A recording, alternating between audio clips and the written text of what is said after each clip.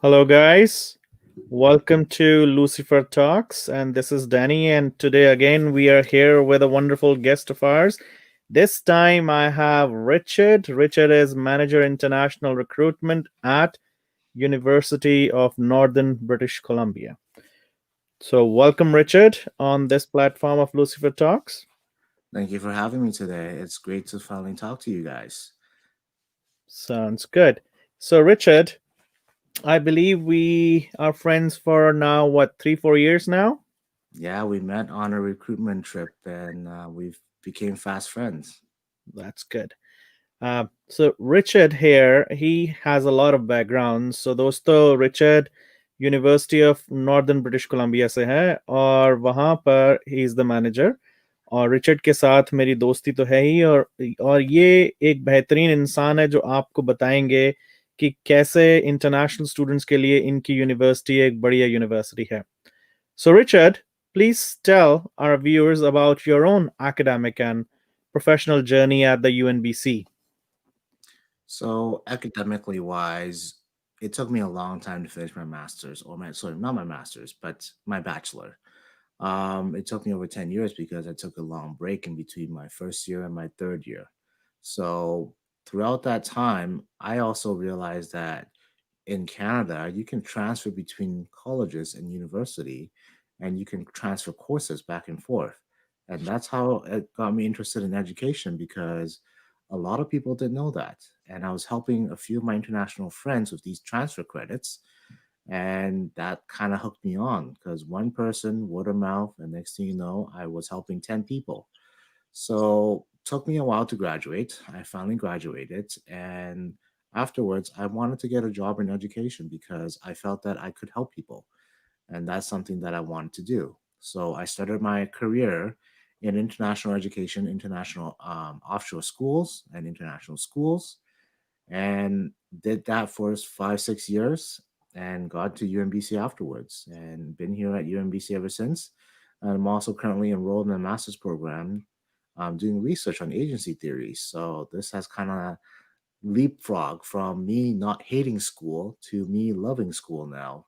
And everything I do involves around schools. Hmm. So it seems like you are a vicarious reader, a learner who wants to upgrade yourself, and you have been doing that for long. That's a good trait for a manager to have in international recruitment. What message can you give to the international students through your own journey? Be curious about the world. I mean, this is something where we have, as international recruiter, we get to see many different cultures and we adopt to those cultures where we are to make sure we are in a right environment or in informality wise. But be curious about the world, learn new things. Don't be so quick to judge. Take it in, understand it. You don't have to accept it, but at least you understand it. So be curious around the world. Different people have different philosophy. I'm learning a lot about the Indian cultures, a lot about the Chinese culture, even Vietnam and Southeast Asia, where I'm from. I'm still learning about the various different cultures in those environments. So be open and be willing to learn, be willing to fail. So that's the message I give to students, especially with international students who are always trying to be academically stellar, but they forget about the other aspect of the university, joining clubs, making friends, having those lifelong friends that you make at university. Even now, I still have my friends that I met at first year university at UBC, but we're still friends. Right. तो दोस्तों Richard ने एक बहुत ही interesting बात यहाँ कही है कि एज एन इंटरनेशनल स्टूडेंट जब हम दूसरी कंट्री में पढ़ने के लिए जाते हैं तो पढ़ाई तो हमारा मोटिव होना ही चाहिए, पर उसके साथ हमें क्लब्स में अपने आप को इन्वॉल्व करना चाहिए. हमें डिफरेंट कल्चर समझने के लिए उन उन डिफरेंसेस को एक्सेप्ट करने की कोशिश करनी चाहिए. डिफरेंसेस होते हैं पर हम उन सबको इकट्ठा करके आगे बढ़ सकते हैं. तो हमारी सक्सेस इसी में है कि एज एन इंडिविजुअल जब हम कोई भी नई चीज करें उसके लिए हमें ओपन माइंड के साथ जाना चाहिए और तभी हम कुछ सीखेंगे. साउथ एशियन कल्चर्स हों या नॉर्थ अमेरिकन कल्चर हो, कुछ ना कुछ सिमिलरिटी और डिफरेंसेस उन सब में रहते हैं.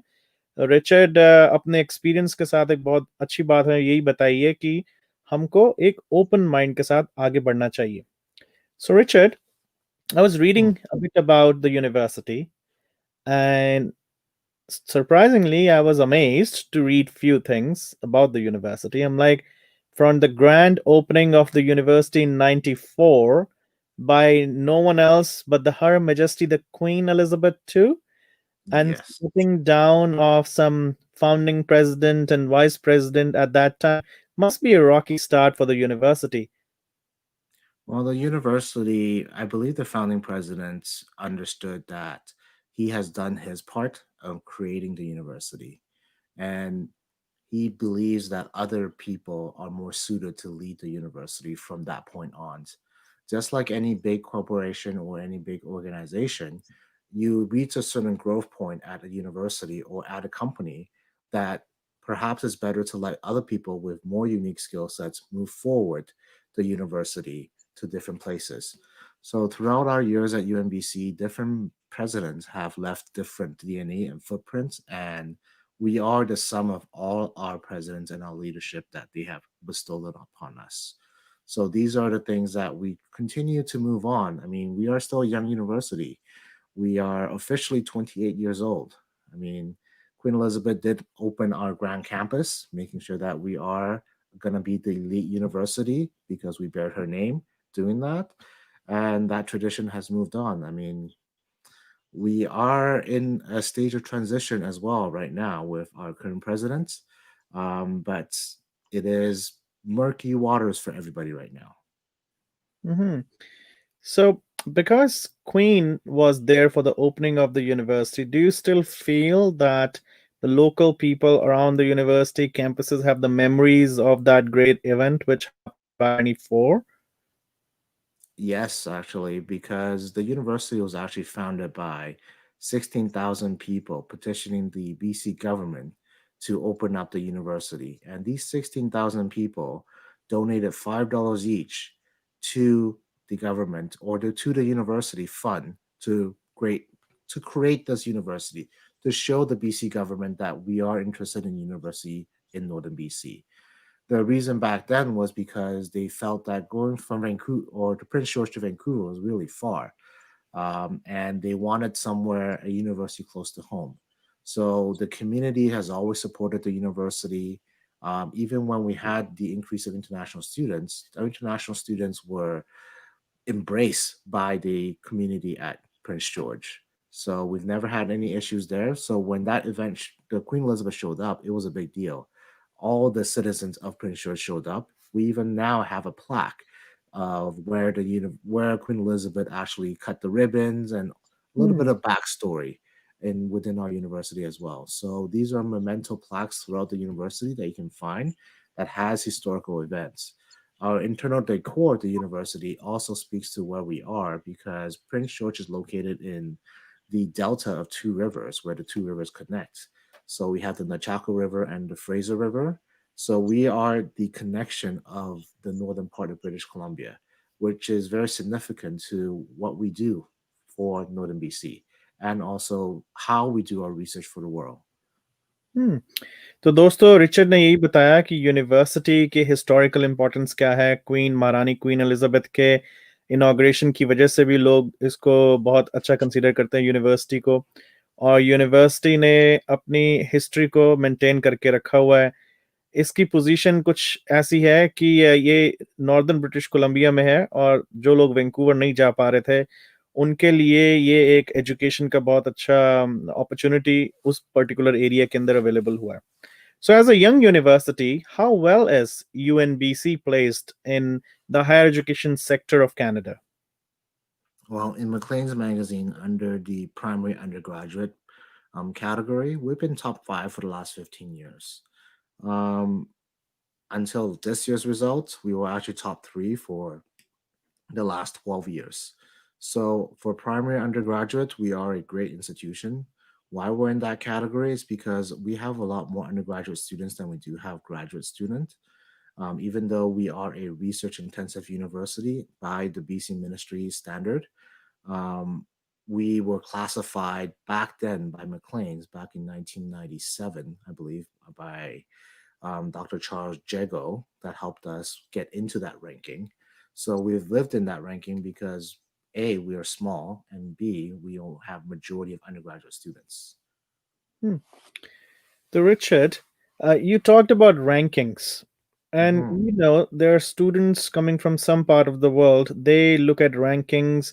Their parents stress a lot of time on the ranking and they want to see institutions in top 5, top 10, top 50, top 100.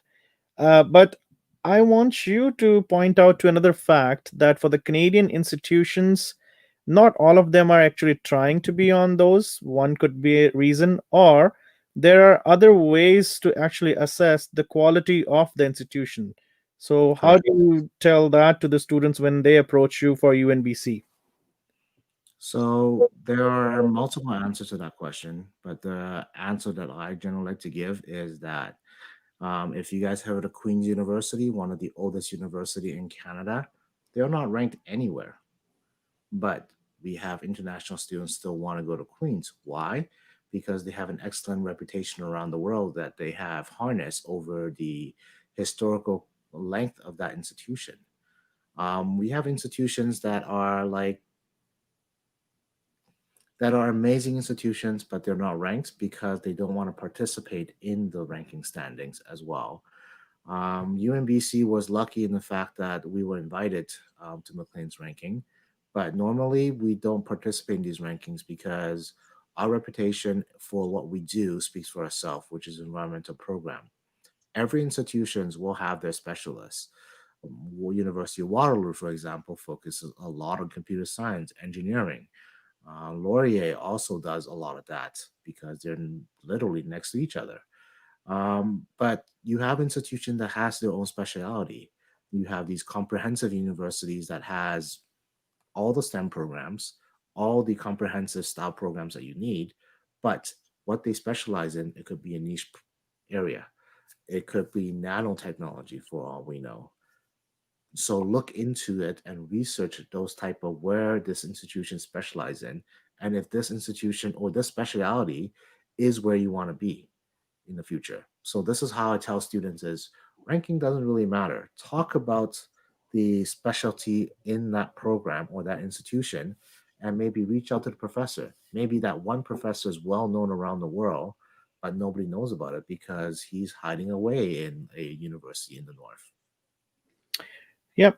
तो दोस्तों, रिचर्ड ने एक और बहुत अच्छी बात कही रैंकिंग्स के बारे में। जो माँ-बाप कहते हैं कि मुझे टॉप 10, 20, 50 में जाना चाहिए, तो उसको देखने की ज़रूरत तो इतनी नहीं है।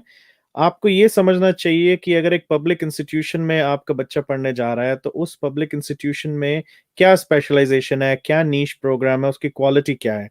तो हर यूनिवर्सिटी की अपनी क्वालिटी है, हर यूनिवर्सिटी का अपना एक लेवल है प्रोग्राम का, और क्योंकि ये पब्लिक इंस्टीट्यूशंस हैं, यहाँ पर इनको पूरी सपोर्ट मिनिस्ट्री की होती है और मिनिस्ट्री की वजह से ये एक अच्छे तरीके से अपने प्रोग्राम्स को आगे बढ़ाते हैं, जिससे बच्चे के करियर पे कोई नेगेटिव असर नहीं होता। तो रैंकिंग्स के पीछे ना भागिए, आप क्वालिटी ऑफ प्रोग्राम को देखिए और उससे आप यूनिवर्सिटी को जॉइन करें तो ज़्यादा बेटर होगा। Richard, uh, people from Asia really want to come to British Columbia. A lot of them are like, because the weather is good, they want to be in BC instead of being in certain parts where it snows a lot. Mm. Where exactly would you say the campus is, and how many campuses do you have? So we are actually in a city called Prince George. We have five additional branch campus as well in Fort St. John, Prince Rupert, Cornell, Kitchener, and Terrace. So we do have branch campus that serves the north. Just to give you an idea of how big our catchment area is for UNBC, we actually, our domestic recruiters, the primary recruitment area for Northern BC is the size of France. So they recruit in that big region. So we serve a big but diverse population up in Northern BC. And we are about 1 hour away from Vancouver by flight. Now, just to give it to a lot of international students that may not know this, British Columbia is beautiful for its amazing summer, amazing winter, But Vancouver is the anomaly in the entire city across Canada because it is one of the few places in Canada that doesn't snow as much. Everywhere else in Canada will snow. And this is why people love to settle in Vancouver, especially those from international warmer countries like to go to Vancouver. But to truly be in a Canadian city, you will want to be in northern part of British Columbia where you experience four different parts of season, or even in northern Ontario where you get to see the pristine lakes out there. These are some of the natural beauties that a lot of international students don't get to see because they all want to be in the big city. Hmm. Students को ये ध्यान रखना बहुत ज़रूरी है कि ठीक है, ब्रिटिश कोलंबिया आप सब जाना चाहते हैं, वैंकूवर एक बड़ा शहर है, आप जाना चाहते हो। मे बी इसलिए कि आपके रिश्तेदार वहाँ हैं या फिर आपको लगता है वहाँ पर काम करने की अपॉर्चुनिटी कुछ ज़्यादा होगी। एज़ अ स्टूडेंट आप पढ़ोगे, वहाँ पे काम भी कर सकोगे।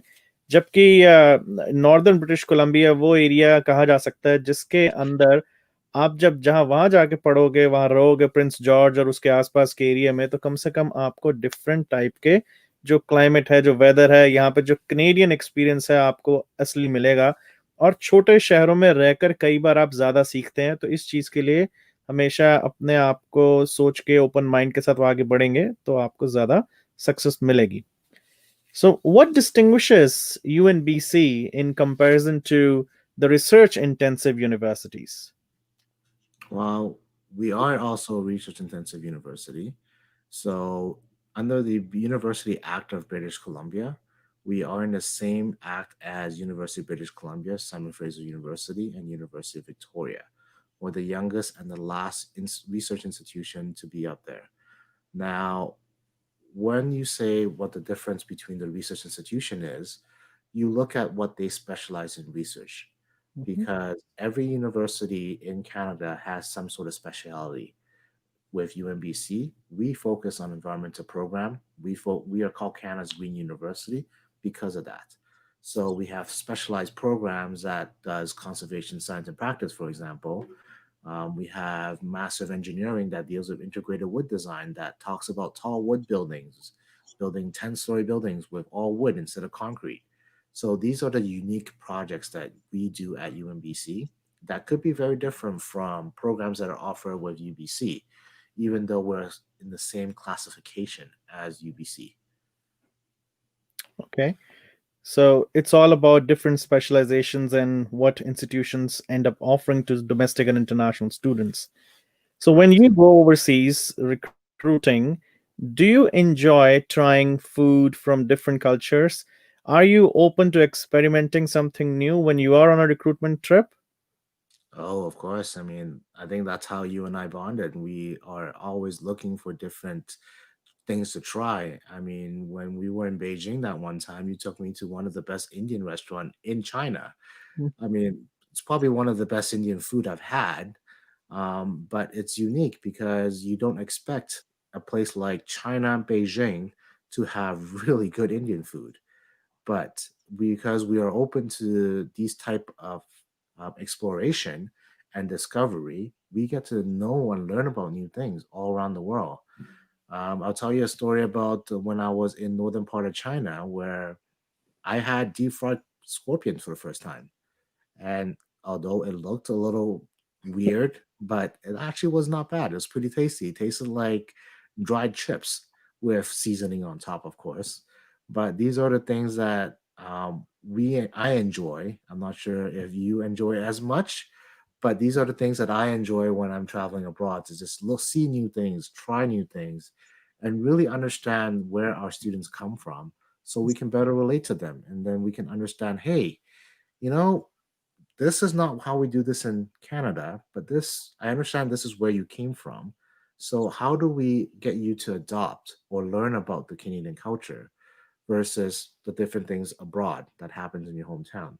So, being open minded, like you mentioned, is something that is part of our job and what we're trying to educate with our international students. Mhm. Yeah, China in itself, yes, we travel, we met there, we have done some experiments there together, culturally made ourselves more aware. And in my short term in China, I've stayed there, lived in the northern part of China itself.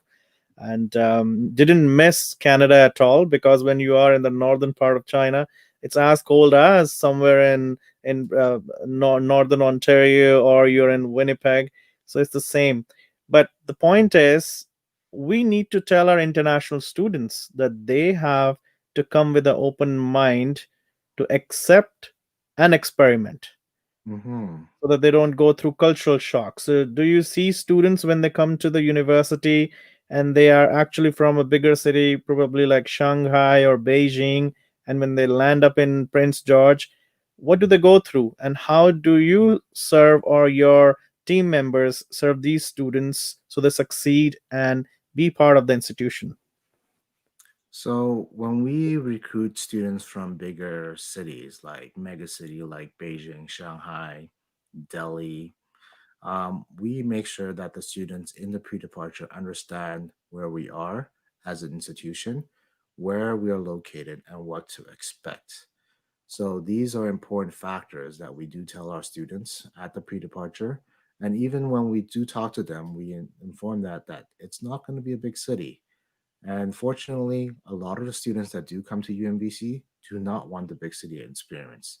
They want to have a quiet place where they can go focus on their study, enjoy the outdoors, and actually really experience what Canada has to offer. I mean, last winter I took a bunch of students from India snowshoeing. They've never had that much fun. I mean, I'm not sure if you had been snowshoeing, but it's a lot of work. But they were so happy galloping around the frozen lake, and it was amazing to see because they've never experienced that.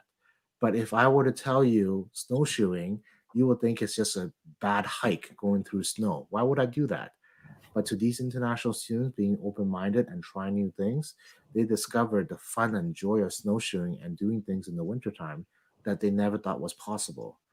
I personally, 5 years ago, when I first moved up here, I had the experience of going ice fishing, where basically you drill a hole, you bore a hole in the ice, and you stick a line down there and you catch fish. And that was something I would never have experienced if I have lived in a warm climate place. So it's a different experience, a different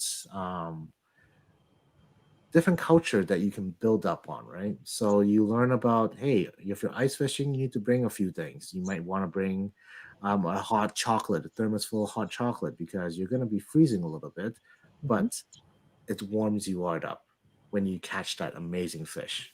Mhm. On that part, I'll have to add, when I came to Canada as an international student from Delhi, I came to a very small city in Ontario, Welland, which is in the Niagara region. I went to Niagara College, and I stayed in a homestay program with a wonderful family. The first snowfall, I was so excited to see it because I haven't seen it the way it happens here. So I took a folding chair, took it outside, sat in the snowfall to enjoy how it feels like. And that's a memory which I have built on. And my homestay family members, they were all surprised as to what the heck is this person doing, sitting outside on a chair in snowfall. But this is how we learn, this is how we explore, this is how we experience new things in new environment.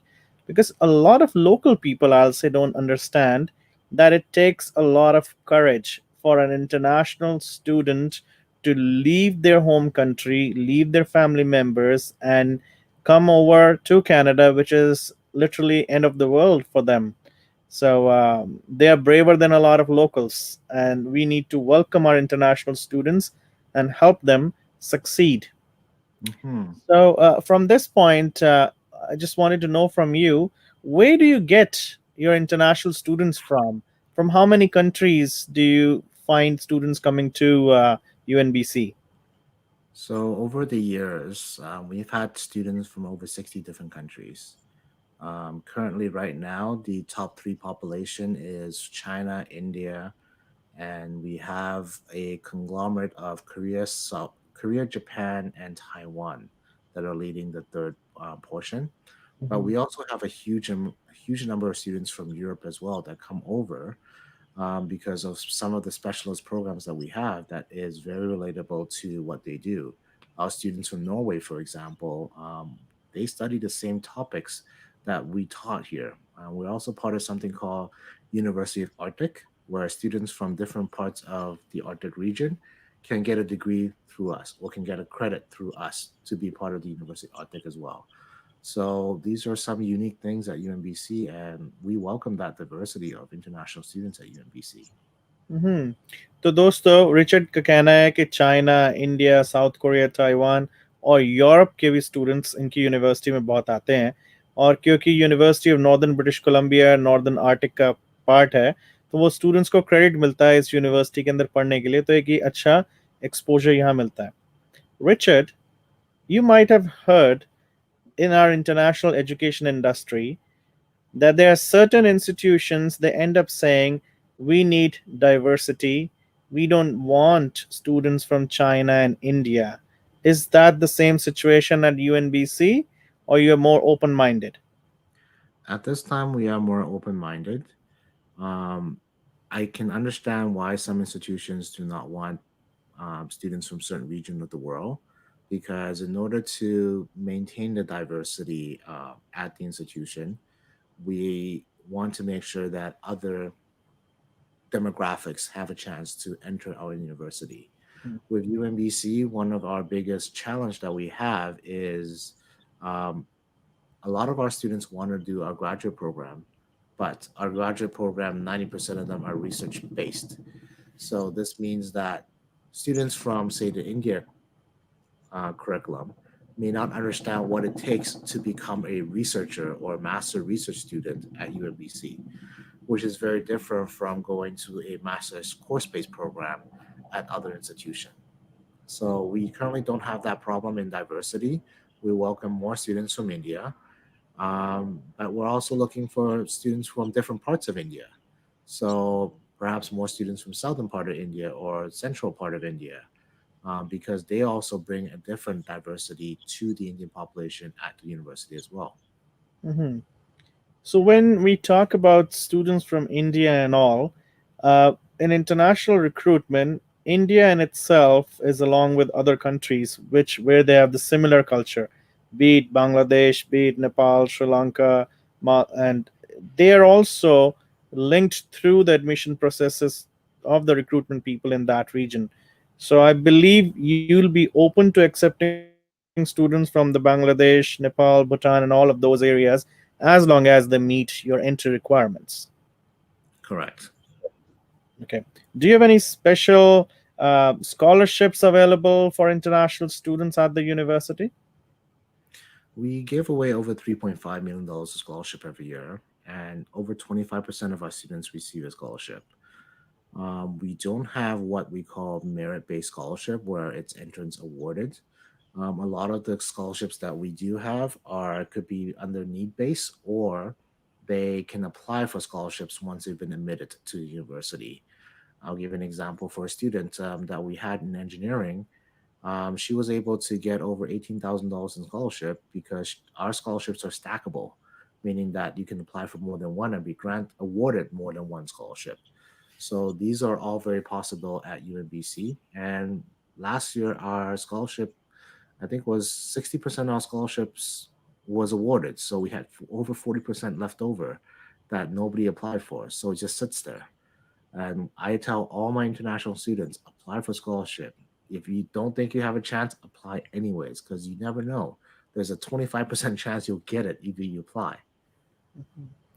तो international students को ध्यान रखना चाहिए कि यूएनबीसी 3.5 million dollar के average की scholarship हर साल देता है। तो जब वो स्कॉलरशिप्स अवेलेबल हैं तो आपको अप्लाई करने की ज़रूरत है, तो प्लीज़ अप्लाई करो। और आप जब अप्लाई करेंगे तभी आपको चांसेस होंगे स्कॉलरशिप मिलने के। Richard, so if an international student wants to learn more about scholarship, will they be able to find it easily on your website? And do you have things in print available for them to look at? So it is available if you go to unbc.ca/financial aid. You will be able to take a look at all those scholarships that are available and also ones that are specifically available for international students. So you can look on that, and there's an easy PDF link that you can download. And you can then go into your student account to apply for those specific scholarships for international students, or you can apply for general scholarships, which is for domestic and international students. And yeah, the application process, a lot of them is just clicking a few buttons and saying that you submitted it. हम्म, तो दोस्तों, जब आपने scholarship apply करना है, आप यूएनबीसी की website पे जाइए। वहाँ पे आपको इसकी इन्फॉर्मेशन मिल जाएगी कि स्कॉलरशिप कहाँ है, किस टाइप की है। आपको सिर्फ उसको डाउनलोड करो, फॉर्म अप्लाई करो। Once you have submitted it, तो आपको वो स्कॉलरशिप मिलने के चांसेस हमेशा हायर रहेंगे। तो आपको कोशिश ज़रूर करनी है, स्कॉलरशिप अवेलेबल है। जब तक आप अप्लाई नहीं करोगे आपको नहीं मिलेगी, तो अप्लाई करेंगे तो ही मिलेगी आपको स्कॉलरशिप। तो उसकी कोशिश ज़रूर करो। Richard, do you have any direct entry pathways with language schools or community colleges? Because there are students from Bangladesh, they might not meet the English language requirement. Or so, do you have any such facility available? So we don't have any partnership with Language School at this present time. We do have a lot of transfer agreement with colleges in British Columbia. British Columbia has something called the BC Transfer Guide that allows students to transfer from colleges to university, which is how I got into education with that because I discovered that and realized that it was a very, very useful tool for domestic and international students that have taken courses. So we have a lot of students from who goes to our college in town, which is College in New Caledonia, that end up transferring to UNBC to complete the degree, because ultimately their goal is still to have a university degree. I know a lot of Indian students and international students are attracted by the fact that colleges may be more affordable when they first get here, but they quickly realize that they are stuck in blue collar jobs that they can't move up to management afterwards because management looks for a degree or above. So then they come back and continue their education with UNBC while continue to work. So additional stress for them, but this is how they discover it. Hmm. Richard ने एक बहुत अच्छा point बताया कि English language requirement अगर आपकी नहीं है या आपकी एंट्री रिक्वायरमेंट्स कम है, तो आप कॉलेजेस में जा सकते हैं। कॉलेज पास में ही है, वहाँ पे कॉलेज ऑफ न्यू कैलेडोनिया, वहाँ सीएनसी जिसको कहते हैं। और वहाँ से बहुत सारा बच्चा जो है ट्रांसफर लेकर के university of northern British Columbia आता है और वो अपनी डिग्री लेना चाहता है। Richard, I know we are not supposed to talk about immigration issues, and we are not going to touch on the nitty gritty which goes into that. But in a lot of students and parents, they sometimes don't understand that if you're getting into a university, once you graduate with a university degree, in comparison to a diploma from a community college, there are chances when you apply for your permanent residence at a later stage, you're awarded some extra points. How does that work? It's Now, you and I both I have studied the RCIC program, and we are in the process of getting our destination once we completed the qualification. Mhm, Um, Now, for the CIC, so the permanent resident program, there's different streams that you can go into. mhm, And each stream, they rank something, it's under something called comprehensive ranking system, where mhm, they look at your education, they look at your work experience, and all that sort of stuff. Now, these points, you can easily find it on the website, on the mhm, Government of Canada website. They list what degrees and credential you have, and they give points awarded to that. mhm, So, students with bachelor's, master's, or above, they may get certain points. Students with diploma, high school, may get certain points. So, degrees and above, they get one. I'm not sure exactly what the point is because different stream have yeah, different point system, but they do get higher points when it comes to applying for permanent residence. mhm, And even if it's 1 point more than, say, a college diploma, that 1 point can make a difference when you are going through express entry, and the cutoff was that 1 point. mhm, So recently, there has been a lot of 460s and above in terms of entry cutoff. Now imagine if you're 459 because you had a diploma versus a mhm, degree. mhm, Um, on top of that, I do want to talk about the lifetime earning of somebody that does have a college degree versus a university degree. mhm, The lifetime earning of somebody, the average wage for somebody, according to Statistics Canada, is about 50 to $60,000 for a diploma, and that jumps significantly to $60,000 to $80,000 a year for someone with a degree. So think about that. That's just 1 year, and you have 40, 50 years in Canada. I'm assuming you come younger, but if you come older, have a master's degree, that salary even goes up higher. So your lifetime earning increase significantly if you have a university degree versus a college. And these are just some of the things that I'm also trying to educate in markets like the Philippines and Vietnam, where they all want to go to colleges because they feel like it's more price sensitive for them, and that's something they can afford. But they don't look at the long term outcome of how much can I make on this diploma degree versus a degree. Because in, So, yeah. because in certain cultures or certain backgrounds, people look for quick gains instead of long-term planning. And I believe Philippines would fall into that category, and Vietnam as well, because some people are cost sensitive. And same Mhm. goes for India, not for the entire country, but certain parts of India would be like college has lower entry requirement. One, second, I do a 2 year diploma, I get a 3 year work permit. Why should I go for an undergrad degree for 4 years, which will still give me a 3 year work permit? So that's something which a lot of people still need to understand. So we, you and I, and a lot of people in the industry will continue to educate them about the benefits of the degree and the diploma and all. And the very valid point which you picked up is about the earning potential, right. तो दोस्तों, Richard ने बहुत ही interesting बात बताई कि जब आप college का डिप्लोमा लेते हो, आपकी जो अर्निंग है $50,000 के आसपास साल की हो सकती है शुरू के 1-2 साल में। आप यूनिवर्सिटी की डिग्री के साथ जब ग्रेजुएट होते हो तो चांसेस हैं कि आप $80,000 तक कमा सकते हो आपकी यूनिवर्सिटी डिग्री की वजह से। तो इनिशियली आप कम टाइम लगा करके सस्ते में पढ़ाई करके कॉलेज से पास आउट हो सकते हो, जिसमें कोई दो राय नहीं है। पर अगर आप यूनिवर्सिटी आते हो, आपको थोड़ी मेहनत ज़्यादा करनी है, हो सकता है 4 साल की अंडर ग्रेजुएट डिग्री आपको पढ़नी पड़े, पर जब उस डिग्री को लेके काम करने जाते हो तो आपकी जो सैलरी स्ट्रक्चर है वो हमेशा ऊपर रहता है और बेटर रहता है। Richard, let's say there is a student or there is a pool of students coming to the college in northern British Columbia, and now they all want to transfer to the university for a degree. Um, if they finish the 2 year program at that college, do you guys accept the entire 2 year program, or there's a different process for that? It really depends on the diploma where they're coming from.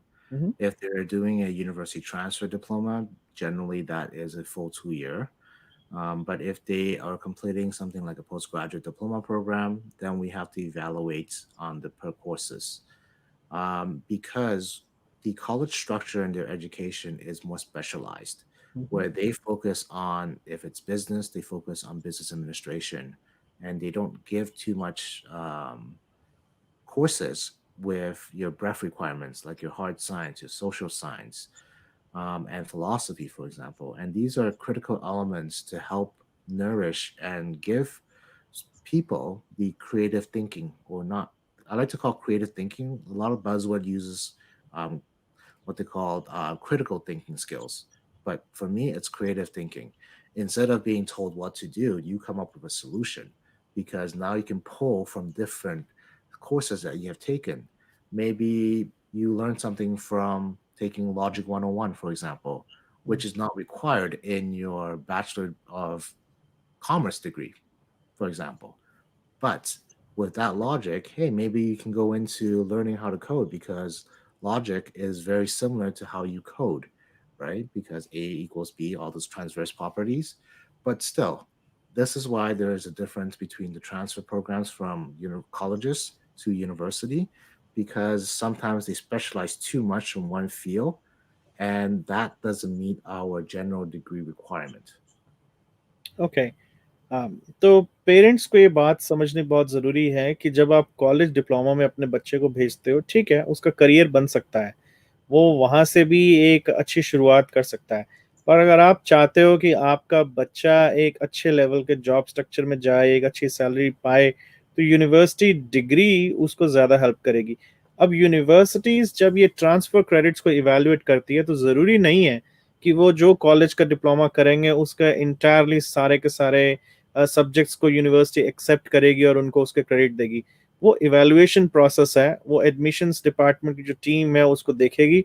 उसके बाद वो assess करेंगे कि क्या ये उनकी requirement को fulfil करते हैं या नहीं। अगर नहीं करते हैं तो वो स्टूडेंट को पूरे क्रेडिट्स नहीं देंगी। नॉर्मली कुछ यूनिवर्सिटी स्पेशली ऑन्टेरियो में और कुछ कुछ और प्रोविंसेस में 1 साल से ज्यादा का क्रेडिट कॉलेज जाने वाले स्टूडेंट को नहीं देती है।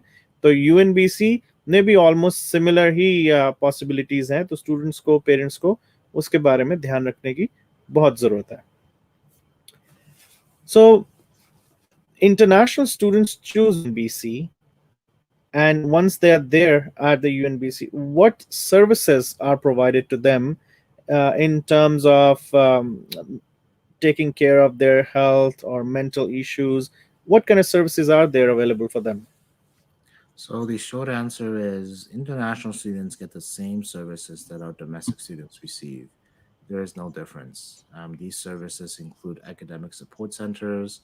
We have on site counselors. We have a doctor's office in our university. We also have peer tutors as well. Uh, these are just some of the services that we have, and including our student led organization. Um, our university students receive access to our Northern Sports Center as well, where we Mhm. have a massive indoor running track that they can run around in the wintertime. We have different facilities and availabilities for them to participate in. Computer labs, for example, is something that we have.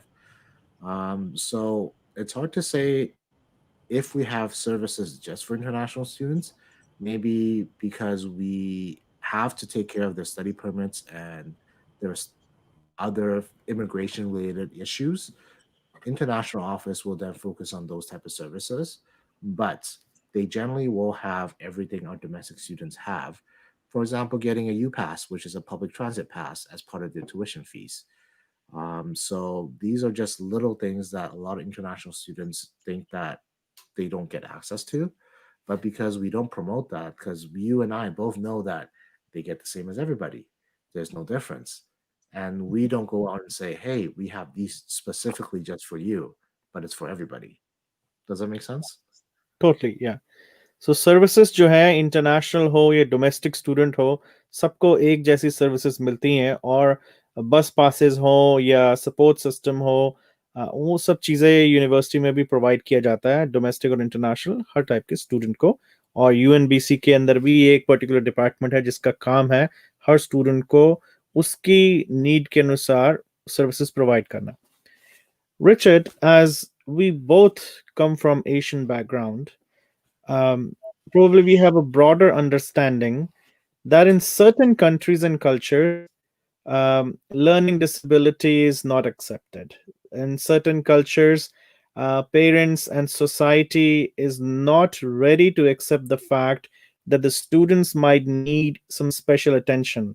Um, so do you guys have any kind of assessment for international students when they come and struggle at your campus, or there are generic services available to these students to cope up with those pressures they have been feeling before coming to the institution? So usually we don't have these type of special assessments before they come. If the students qualify academically, they are welcome at our campus. Now, when they do arrive at the campus and experience difficulty, we do have on site counselors who are professionally trained to talk to students about their difficulties. It could be from academic pressure or having work life balance, because I know a lot of international students, especially from South Asia and also Asian backgrounds, we tend to work as well as going to school, and we maximize the 20-hour of study permits. Um, and that could create pressure because you may need to do work and work on a project when you get home and you're not able to attend class. So we help international students balance that. And if they have mental issues or challenges, we also direct them to resources available within the campus.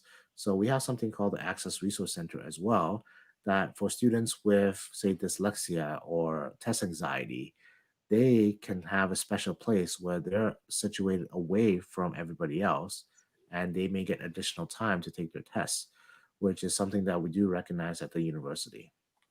Okay, तो जो students को किसी भी type की कोई problem हो या वो फेस करते हो, कोई स्ट्रेस, कोई एंजाइटी, कोई डिसलेक्सिया हो, ये सब के लिए भी कुछ फैसिलिटीज़ यूनिवर्सिटीज़ में अवेलेबल हैं।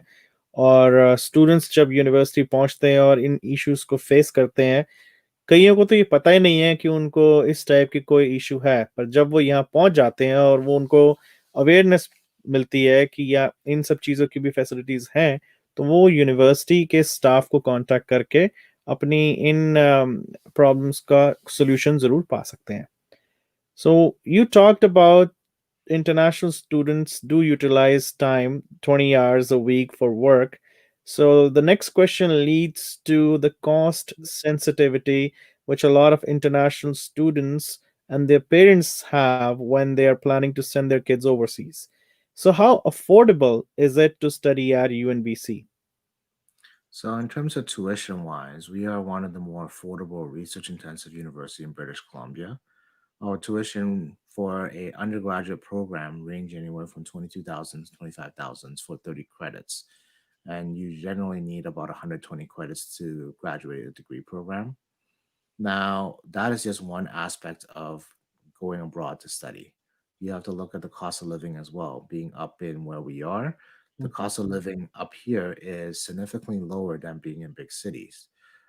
For example, we had one student that recently transferred down to UBC from UNBC, and her rent tripled, meaning that she went from $500 a month to $1,500 a month because that's how much rent is in Vancouver. And that's not including her daily necessities like getting around and buying groceries and whatnot. So, being in northern British Columbia, you do will save money because you are saving money on the essential stuff.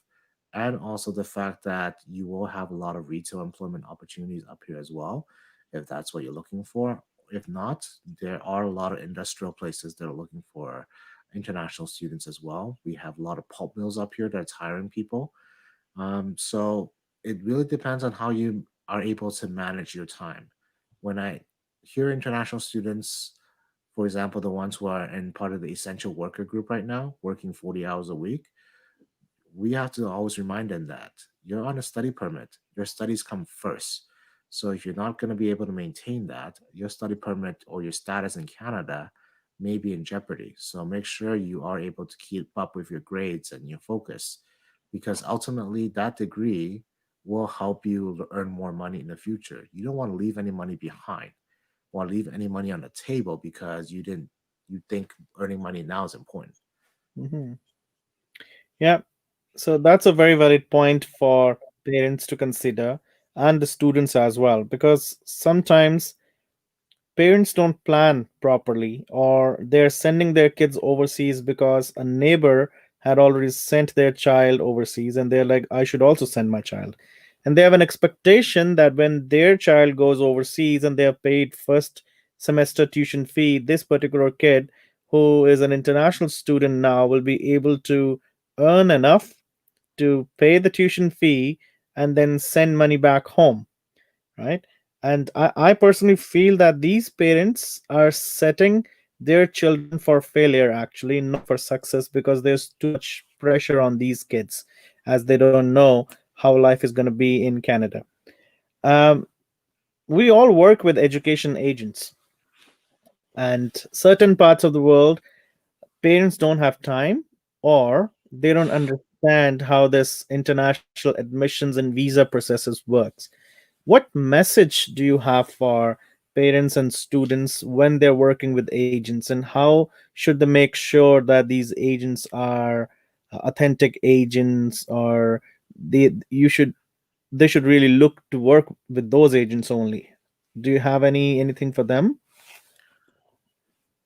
For me, working with agents is a part of a lot of international students' journey. Now, some of them may be referred from word of mouth, but others, you could go onto university's website to look at the list of authorized agents for that university as one.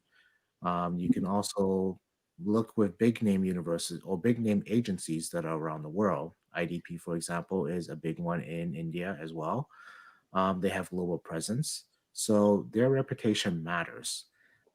Ultimately, when you do are admitted, talk to the agents and say, hey, we would like to speak to somebody at the university, maybe have a one-on-one session or even a group session with the university so we can understand what we're going into. So I'm happy to do those. I do those all the time with a group of students. At the pre-departure, I will show up for 5-10 minutes just to say hello and give them a face. So when they do come on campus, they know that, hey, I met somebody there at the international office. With agents, just be careful with agents that are asking for money up front. Um, we do pay our agents for bringing students over. If they ask for money up front, you have to really understand what the service they're providing for you. Um, if they're providing additional service like getting your study permit, then sure, but is it reasonable? If they're asking for $20,000, you have to ask yourself why, right? So just using your common sense to figure out, is this agent gonna be treating me bad? Because there's a lot of scams artists out there that will pretend they're a university representative or they're a Canadian immigration officer and say, we can definitely get you that visa, not a problem. But they get scammed. And we've had situation where parents contact our university. We had embassy involved because these parents were scammed out of something like $60,000, which it could be their life savings for these people. And we feel bad about it because they utilize our reputation on it. So when we work with agents, we vet them very carefully to make sure that they don't have these type of price structure that doesn't allow the student to be successful. Because ultimately, we want the student to be successful when they arrive at UNBC, and making sure that they have a good impression of our university from when they talk to an agent is important for us. ਹਮ, ਤਾਂ ਆ ਮੈਂ message ਦੇਣਾ ਚਾਹੁੰਦਾ ਆਪਣੇ students ਨੂੰ, parents ਨੂੰ, ਜਿਹੜੇ Punjab area ਦੇ ਅੰਦਰ ਨੇ। ਉੱਥੇ ਬਹੁਤ ਸਾਰੇ ਏਜੰਟਸ ਨੇ, ਤੇ ਜਿਹੜੇ ਏਜੰਟਸ ਵਾਅਦੇ ਵੀ ਬੜੇ ਸਾਰੇ ਕਰਦੇ ਨੇ ਕਿ ਉਹ ਸਭ ਨੂੰ ਕੈਨੇਡਾ ਪਹੁੰਚਾ ਦੇਣਗੇ। ਤੇ ਰਿਚਰਡ ਨੇ ਇੱਥੇ ਬਹੁਤ ਹੀ ਅੱਛੀ ਗੱਲ ਦੱਸੀ ਹੈ ਕਿ ਠੀਕ ਹੈ, ਅਸੀਂ ਯੂਨੀਵਰਸਿਟੀਜ਼ ਐਜੂਕੇਸ਼ਨ ਏਜੰਟਸ ਦੇ ਨਾਲ ਕੰਮ ਕਰਨੇ ਆ। ਤੇ ਅਗਰ ਤੁਸੀਂ ਕਿਸੇ ਏਜੰਟ ਦੇ ਕੋਲ ਜਾਂਦੇ ਹੋ, ਕਹਿੰਦਾ ਹੈ ਕਿ ਵੀ ਉਹ ਇਸ ਯੂਨੀਵਰਸਿਟੀ ਨਾਲ ਕੰਮ ਕਰੇ ਜਾਂ ਕਿਸੇ ਹੋਰ ਦੇ ਨਾਲ, ਤੁਸੀਂ ਉਸ ਏਜੰਟ ਤੋਂ ਪੁੱਛੋ ਕਿ ਕੀ ਉਹ ਤੁਹਾਨੂੰ ਉਸ ਯੂਨੀਵਰਸਿਟੀ ਦੇ ਕਿਸੇ ਰਿਪਰੈਜ਼ੈਂਟੇਟਿਵ ਦੇ ਨਾਲ ਮੀਟਿੰਗ ਕਰਾ ਸਕਦਾ ਹੈ, ਵਨ ਔਨ ਵਨ ਸੈਸ਼ਨ ਕਰਾ ਸਕਦਾ ਹੈ ਜਾਂ ਨਹੀਂ। ਕਿਉਂਕਿ ਰਿਚਰਡ ਜੋ ਹੈ ਉਹ UNBC ਨੂੰ ਰਿਪਰੈਜ਼ੈਂਟ ਕਰਦੇ ਹੋਏ ਉਹ ਕਹਿੰਦਾ ਕਿ ਜਦੋਂ ਵੀ ਸਟੂਡੈਂਟਸ ਚਾਹੁੰਦੇ ਨੇ, ਉਹ ਵਨ ਔਨ ਵਨ ਸੈਸ਼ਨ ਜਾਂ ਗਰੁੱਪ ਸੈਸ਼ਨ ਦੇ ਲਈ ਅਵੇਲੇਬਲ ਹੁੰਦਾ ਹੈ। ਉਹਦੇ ਨਾਲ students can put a face that this is the person who represents that university.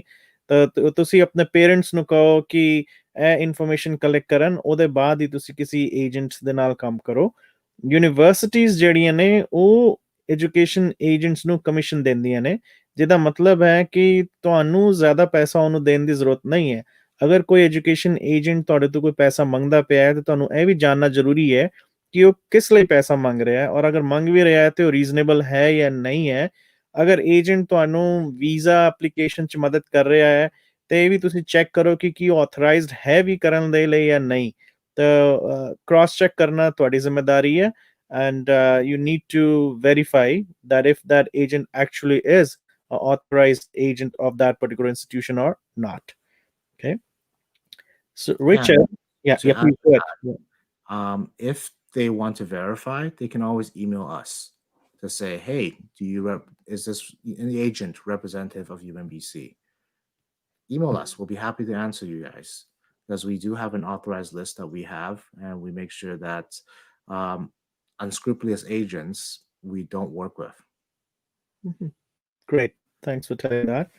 So Richard, recently there has been a lot of movement next door in the country where next to us, and there are lots been happening in Canada also, be it white supremacy or be it some other things. What steps has the university undertaken for ensuring equity, diversity, and inclusion are visible across its campuses? I'm glad you brought that up because EDI is something that the university takes very seriously. We do have a committee that's formed to ensure that we meet the government's mandate for that, A. And B, it's because at the university, we are a very diverse population and we welcome all walks of life. Our motto, Anchanada, is respect all living life. And that is a carrier motto that was given to us by the Claytonay um, tribe, which donated the land to university. So we have to respect all form of life. An example of the EDI committee members at work is that whenever we launch a new program, we invite an EDI member to come and talk about that program to see what we can do to improve the admission process, for example. Right now, we're trying to get more women into STEM. So we have EDIs that are working on that as well. In terms of inclusions, we also have the LGB. I can never pronounce that acronym, but we do have a club dedicated for them where they have a safe space on campus as well. So these are little things that we're doing, but they all have big impact on our student population and also the welcoming environment that we have at UNBC. Our president travels around the world all the time when he's on vacation, and he brings his culture and knowledge and his welcoming presence to the university as well. Mhm. So the parents need to understand that Canada, Canadian institutions, Canada as a society, we are very proud of being a multicultural country. Richard and myself, we both came to Canada from overseas, and now we call Canada our home. We are proud Canadians. There is something in this country which it offers to all those who have the dream. So it's a country where all opportunities are available to you, but you need to just work towards achieving your own goals. Your success is there for you, so you'll be successful. Recently, there have been incidents, and it's been around the world, but I believe all universities, cities, all the governments are trying hard to educate people how to accept the differences and embrace all the differences and move forward. Um, I can tell you, because of this COVID situation, there have been issues here, especially facing our members from the Chinese community. And no, I'll say no reason of their own that they have been targeted in certain places, but institutions are working hard to educate people that these international students haven't brought the COVID to Canada. It's not because of them, but Mhm. sometimes it takes the whole village to get together and educate people. I'm coming to the last question for you, Richard, here, and that's about co op opportunities. As a lot of universities talk about co op, and then they say that when you're doing your degree, you can make money. Not only that, but you'll be able to experience in a corporate sector. So, do you have any programs like that with co op? We do. A lot of our business program, computer science, our environmental program, even our engineering programs all have co-op opportunities. And co-op is a great way for international students to gain Canadian experience and understand what it's like to work in a Canadian company and understand the human resource culture of that organization. Because working in overseas is very different from working in Canada. There's a lot of work respects. There's a lot of hierarchy sometimes, but each organization is different. So we do have a lot of training for students who want to go into the co-op program where they have to do certain modules before they're allowed to go into the co-op program. But they're all available for students, and our co-op programs are all paid co-ops. So this is an important factor because a lot of students have the conception of internships that are big in the United States where it's non-paid. For us, we make sure that all the positions that are available to our co-op students are paid co-op. And they can get paid as high as $40 an hour because I've seen one student got paid $40 an hour because he was in a massive engineering program and that's part of his job. And once he graduates, they offered him a position right away because of how good he is and how much work he was able to do. Mhm. So, what would you say would be a roughly weekly salary for a student on a co-op?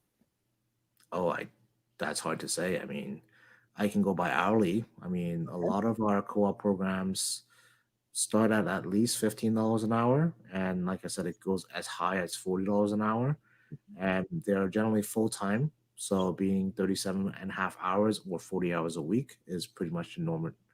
So based on that calculation, you guys can do a quick math and go from there. Mhm. Great, great. So there are lots of opportunities for the students to look at through the University of Northern British Columbia, be it the quality of programs, be it the support services, be it a wonderful person like Richard to meet there as the manager international, or a journey to start as an international student. So there are lots to achieve, there's lots to be taken in consideration. So when international students are looking for opportunities, and if you really want to be in British Columbia, you should think beyond city of Vancouver, and there is UNBC. So keep it as one of your options, because this university will open doors for you and you'll have a good career option. So I'm giving you a last 1 second or two just to wrap up as to why UNBC must be the top priority for an international student. Well, thank you for that. And we want to say that University of Northern British Columbia is a great location if you want to continue your academic scholarly journey. So UMBC is a great place to study. You want to be a small fish or a big fish in a small pond, not a small fish in a big ocean. So this is where UMBC, if you're an academic scholar, you can get a lot of scholarships and be involved in a lot of research projects if that's what you're interested in. We also have a lot of opportunities after they graduate here. Northern part of British Columbia is the next growth region for British Columbia. So in Vancouver, land is tapped out. Where else they're going to move? They're going to move out. So a lot of people are starting to move up to Northern BC. So why don't you get ahead of the trend and come to Northern BC and build your life here already? So we welcome all international students, students from India, students from around the world, and just to join us in Northern BC and enjoy the Northern BC environment. Thanks a lot, Richard. It was pleasure having you here at Lucifer Talks. And I feel we are gonna meet somewhere for sure. And let's hope this COVID situation gets over. So stay safe and keep helping all these international students succeed. Take care for Yes. now. Thank you for having me. Bye Thank you. now.